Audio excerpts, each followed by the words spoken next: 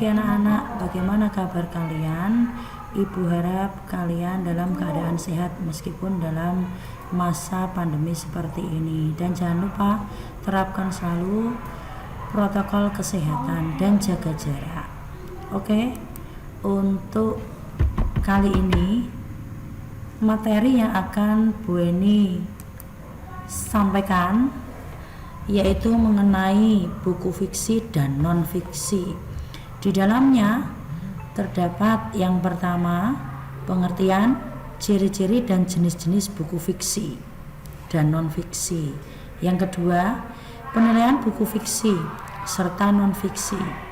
Yang ketiga, laporan hasil diskusi buku fiksi dan non-fiksi. Kemudian ada nilai-nilai dalam buku fiksi. Yang terakhir ada refleksi nilai-nilai yang terkandung dalam buku non-fiksi dan fiksi. Lanjut. Pengertian ciri-ciri, jenis-jenis dan butir-butir penting dalam buku fiksi serta nilai-nilai buku fiksi serta non-fiksi. Di sini ada pengertian buku fiksi dan non-fiksi, jenis-jenis buku fiksi dan non-fiksi, ciri-cirinya, kemudian unsur-unsur yang terkandung di dalamnya, baik unsur-unsur dalam non-fiksi dan buku fiksi. Yang pertama, pengertian buku fiksi dan non-fiksi ini sudah dijabarkan, bisa kalian baca. Buku fiksi yaitu buku yang berisi cerita dan bersifat imajinatif atau khayalan atau imajinasi atau tidak nyata.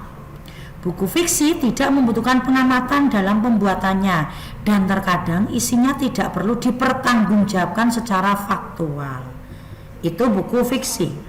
Sementara itu, buku non-fiksi yaitu buku yang berisi kejadian sebenarnya.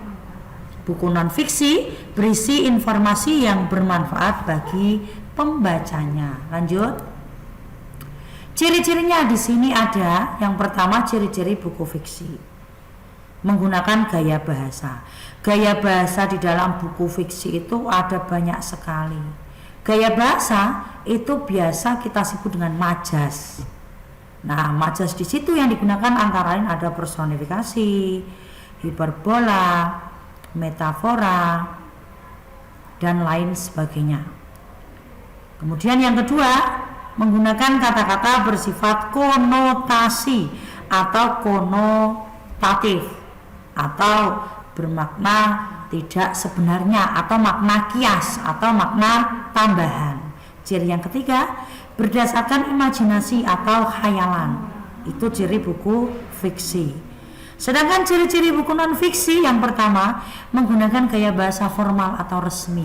Dua, menggunakan kata-kata bersifat denotatif. Kalau tadi di dalam buku fiksi itu konotasi atau tidak sebenarnya atau kiasan. Sedangkan di ciri buku non-fiksi di sini ada bersifat denotasi atau bermakna sebenarnya.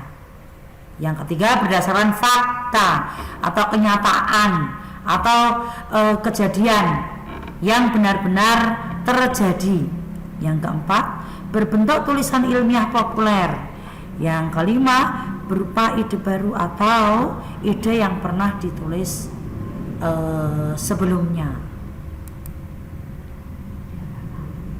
Lanjut, kemudian di sini ada jenis-jenis buku fiksi dan non-fiksi. Di buku fiksi ada novel, roman, cerpen, puisi dan drama. Itu di buku fiksi.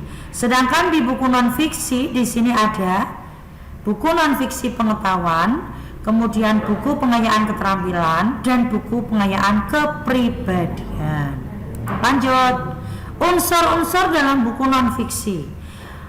Ada antara lain cover buku atau sampul buku, kemudian kata pengantar, daftar isi buku, daftar pustaka, glosarium dan indeks. Bahasanya di sini bersifat formal atau resmi. Lanjut lagi, unsur-unsur di dalam buku fiksi ada dua, ada unsur intrinsik dan unsur ekstrinsik. Unsur intrinsik yaitu unsur pembangun dari dalam. Ada di situ antara lain tema, amanat, penokohan, sudut pandang, dan latar. Tema di sini adalah pokok yang mendasari sebuah cerita. Sedangkan amanat di situ pesan yang ingin disampaikan pengarang kepada pembaca.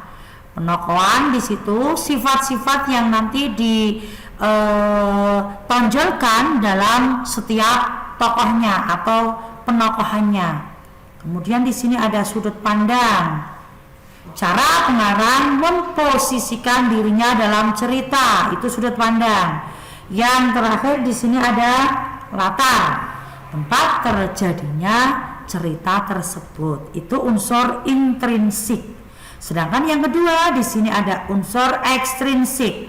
Yang pertama ada bahasa, yang kedua ada latar kehidupan pengarang atau latar belakang pengarang. Yang ketiga ada nilai-nilai dalam karya sastra. Lanjut lagi. Di sini ada penilaian buku fiksi serta non fiksi. Macamnya di situ bisa kalian baca. Lanjut. Nilai-nilai dalam sebuah buku fiksi atau cerpen dan puisi. Di sini ada nilai moral, kemudian nilai sosial, nilai budaya, nilai religi atau keagamaan, dan nilai politik. Lanjut lagi. Nilai-nilai dalam buku non fiksi. Ada 3 di sini, ada nilai dalam buku pengayaan pengetahuan, nilai dalam buku pengayaan keterampilan, dan nilai dalam buku pengayaan kepribadian. Masing-masing sudah dijabarkan di situ. Bisa kalian lihat dan kalian baca. Langkah dalam menilai buku fiksi atau kumpulan cerpen. Yang pertama, mengajukan pertanyaan literal. Yang kedua, mengajukan pertanyaan interpretatif. Yang ketiga, mengajukan pertanyaan integratif. Yang keempat, mengajukan pertanyaan kritis. Yang terakhir, mengajukan pertanyaan kreatif. Lanjut. Ada langkah menilai buku fiksi. Yang pertama, memberi makna setiap kata dalam puisi. 2. Memaknai kata-kata kunci dalam puisi. 3. Mengetahui unsur-unsur intrinsik puisi yang tadi sudah dijelaskan di depan. Yang keempat, memberi tanda jeda. Lanjut lagi. Langkah menilai buku non fiksi. Nilai-nilai dalam buku pengayaan dapat dicari dengan meresensi buku. Resensi itu isinya mengenai kelemahan dan kelebihan sebuah buku. Seorang ahli bahasa Goris Gerard mendefinisikan atau mengartikan resensi sebagai tulisan yang berisi tentang ulasan atau penilaian terhadap suatu karya tulis atau buku. Penilaian itu bisa mengenai kelebihan dan kelemahan buku tersebut.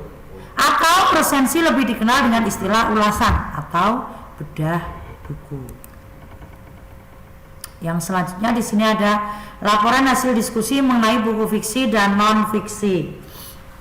Unsur-unsur dalam laporan hasil diskusi buku. Kemudian yang kedua ada ulasan yang dideskripsikan dalam laporan hasil diskusi.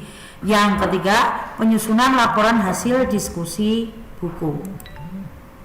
Unsur-unsur dalam laporan hasil diskusi buku meliputi yang pertama, topik masalah yang menjadi bahan diskusi, kemudian tujuan pelaksanaan diskusi, kemudian pelaksanaan diskusi, dan yang terakhir peserta diskusi.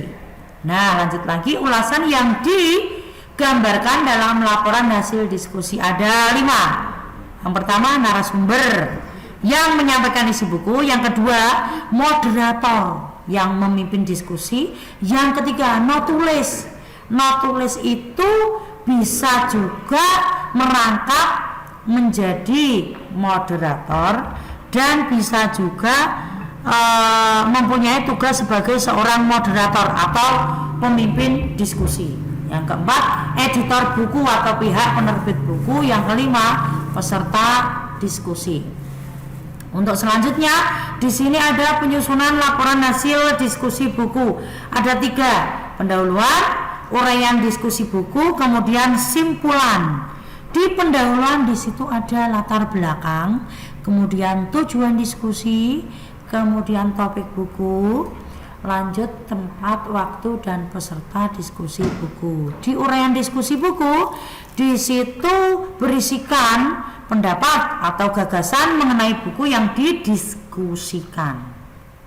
Dan pokok pikiran dari panelis serta tanggapan peserta diskusi. Yang terakhir simpulan, yaitu bagian hasil diskusi buku yang diolah berdasarkan pokok-pokok pemikiran dalam diskusi buku.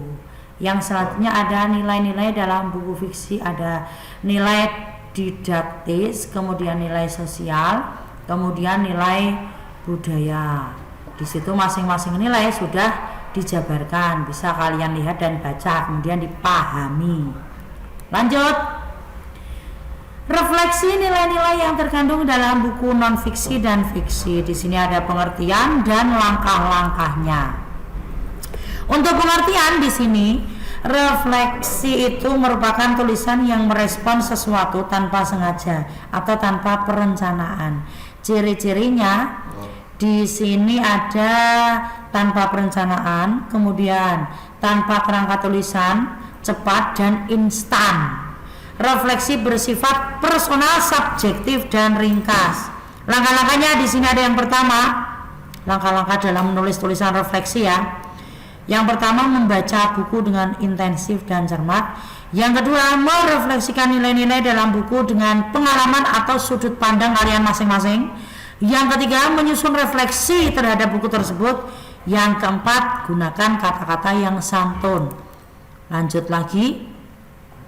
Oh, sudah selesai ya. Itu bisa kalian baca kemudian pahami, karena buku fiksi dan non fiksi itu sudah dari kelas 10, 11 dan kelas 12 diulangi kembali ya. Yang terakhir, tetap Bu Eni ingatkan untuk kalian terapkan protokol kesehatan dan jaga jarak ya. Untuk pembelajaran kali ini sekian dan terima kasih. Wassalamualaikum warahmatullahi wabarakatuh.